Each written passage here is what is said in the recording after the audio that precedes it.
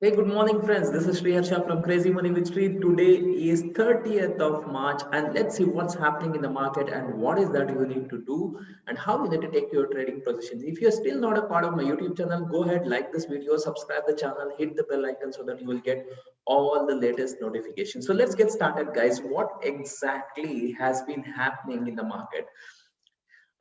In fact, I told you yesterday that the market 14,300 is a very, very important support, and it has seemed to be taking the strength there, and it has actually moved higher.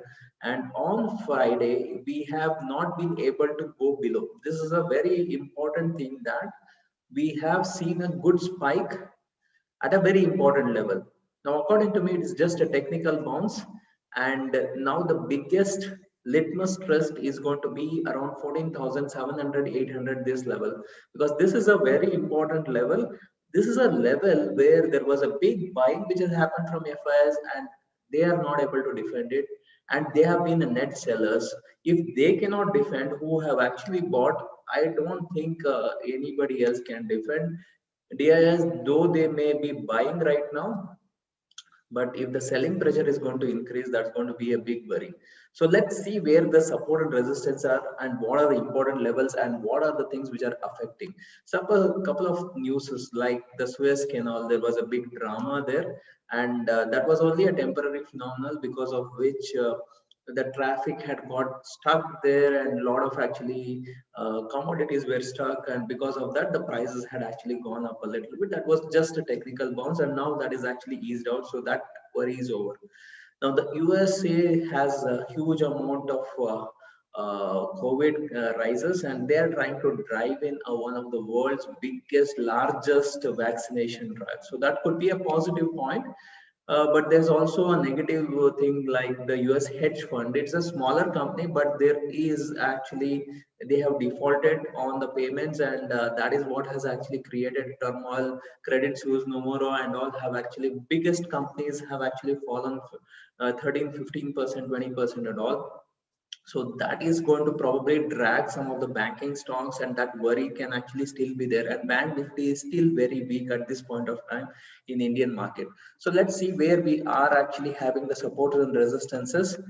Support is going to be between 14,500, 550. That is your support area.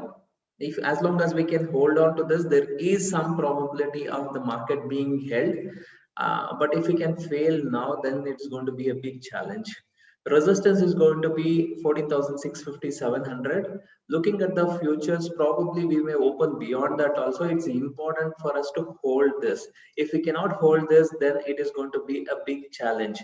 That support can become a resistance. So support for Bank Nifty is still going to be 32,300 and 500. And the resistance, there's a bigger resistance at 33,800 and 34,000.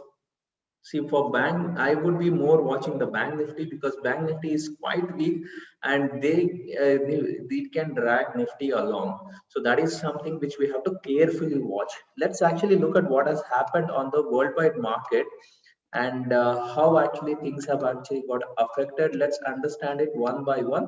This is a US market. If you see, yesterday there was flattish move on Dow Jones and S&P, and Nasdaq fell by around 0.5%, which is not big, but the small cap indices have fallen very vast. Now, what has happened here is Dow Jones, S&P are still okay; they still have some strength, but Nasdaq and small cap indices, they are weak, and they can drag the entire other market. And if you see here, now this is playing a culprit, which is actually the VIX, which has actually started showing up. And this is the reason, because bond yields have started shooting up again. Now this is going to be a big worry, so something I'll actually share with you in some time.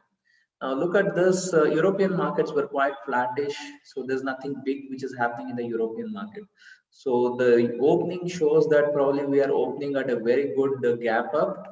Let's see how it's going to go. According to me, I don't see a huge gap up of what it is showing, around 14,770 and all it is showing. I would expect it to open somewhere around maybe 14,650 range, and 650 700 are going to act as a very important support, so sorry, resistance. So let's see how actually after opening up will it be able to hold. That is the biggest challenge, because last time it was a good support, it has been able to hold, but today holding is going to be a big challenge, because sellers can come in and they can actually drive the market. Economic calendar, there's nothing big which is happening. Probably some tomorrow there's some news on the consumer index and the PMI and all in China and all, which is going to come, so that could actually drive the market.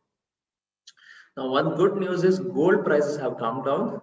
So gold prices are actually now around, and I think now with this way the market is actually moving, there is all the possibility it will retest the previous lows of um, 1650 range. So in that case, there is easily around 100 points actually movements on the downside, which means in the Indian market also 40,000 easily can be tested, and probably it can go below that also. So we need to see after that what is going to happen with the gold, and will the demand going to come, or it, according to me, it is more on the flat to negative for some time. Now, crude oil. For the crude oil, I told you there is a important uh, uh, head and shoulder pattern which is getting formed. It is going to get negated if we are going beyond $63. So if it is actually with what has happened yesterday, it is seeming to go positive. Let's see how it's going to work. It should not go beyond $62 $63. If it starts coming down here and starts going below the $60, I now actually it has all the potential to go to $55 $50. But if it fails this and goes beyond $63, then this pattern has failed. So let's wait and see what is going to happen, and then we can actually take an actual trade. Now, the similar thing is happening with Bitcoins. Bitcoins have started actually moving higher. Now, it's at a very important level. Now, from here, according to me, 58,000, 59,000, these are going to act as very strong resistances, and it should push the prices down. If it cannot, and then probably it can test the previous all-time highs.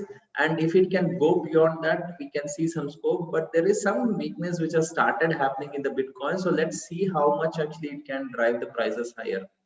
The biggest worry for the Indian market is this, the bond yields. Again, it has come back to the previous highs. So this is the biggest worry, guys. It has come back to the previous highs.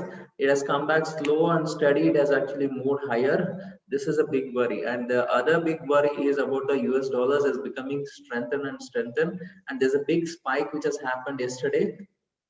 In this case, I can see that there is a likelihood that FIs are going to sell, and there could be a bigger selling figure which is going to come today.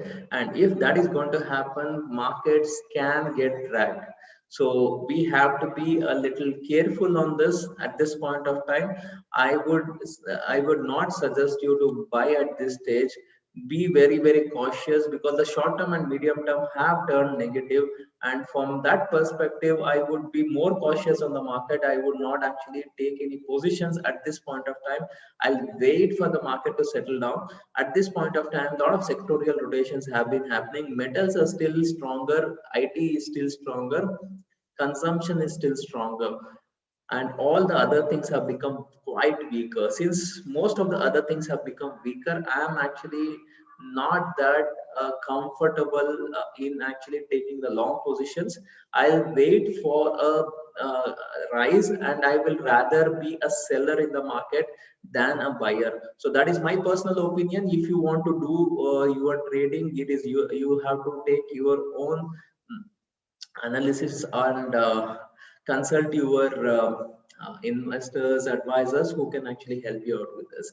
Guys, if you are liking the information I'm sharing with you, go ahead, like this video, subscribe the channel, hit the bell icon, and I'll see you tomorrow. Thank you very much. Have a great